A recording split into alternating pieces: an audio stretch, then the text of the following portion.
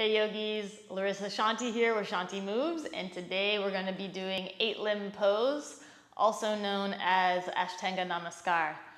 It is a preparatory pose for Chaturanga. It's really good for building upper body strength and core strength. And it's also one of the fundamental poses in one of the original sun salutations. So I don't really see it taught that often in classes, so maybe you've never seen it before. I like to teach it in my class just because it's fun, but it's also kind of challenging to cue people along as an instructor. So this is why I'm making a tutorial for you guys to check it out.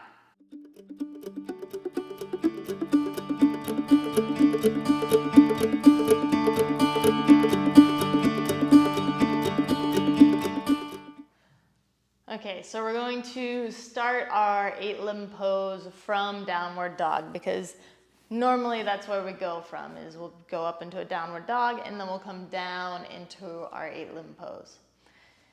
So let's first come into our tabletop, knees underneath the hips, hip width distance, hands underneath the shoulders, pressing through the palms, tuck those toes on the inhale, and on the exhale, start to lift the hips up and back, coming into that downward dog.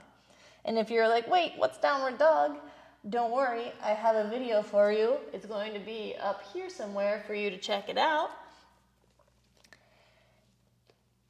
So from downward dog, find a little bit of movement. You can bend one knee, then the other. Just kind of limber up a little bit here.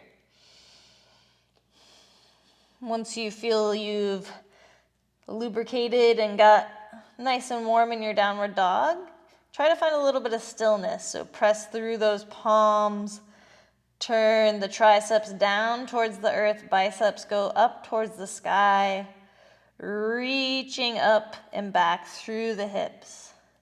Knees can stay bent, heels can stay off the mat, but just try to send that energy down through the heels, reaching for the earth.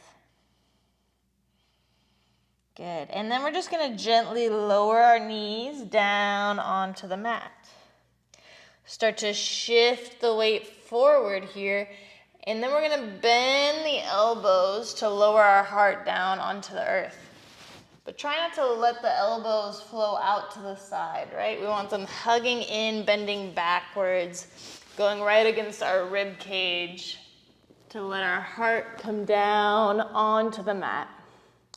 Chin is down on the mat, gaze is forward over the nose. It's a really great pose to kind of cultivate that drishti as well, that focus. So if you're down here, kind of squeeze the shoulder blades together, engage the core, a slight hugging in with the belly. And then as you can see, the hips stay lifted, but the hands, the knees, and the toes are all down on the mat. So that's 8 limbs, right? Hands, knees, toes, 8 points of contact. Or knees, chest, and chin. Good. And then from here, normally we go into baby cobra. So you just untuck the toes, lower the hips, and then settle in, press down into the palms. Press the tops of the feet down, lift the knees. Inhale up to baby cobra, squeeze those shoulder blades together, and then exhale back down. Good. And then come back up, pressing your hands down into the mat, coming into comfortable seat. So that's 8-limb pose. There's not very many modifications you can do for this pose. If it doesn't feel good on your knees, you can fold your mat in half or maybe put a blanket down. And then there's also the option where you don't go all the way down, right? You just go halfway and then come back up. And that could actually be more challenging. So finding whatever feels like it works for you is what you need to do.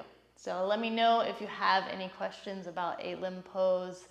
Great pose to build up to your chaturangas, to your planks. Yeah, I hope to see you next time. Until then, namaste.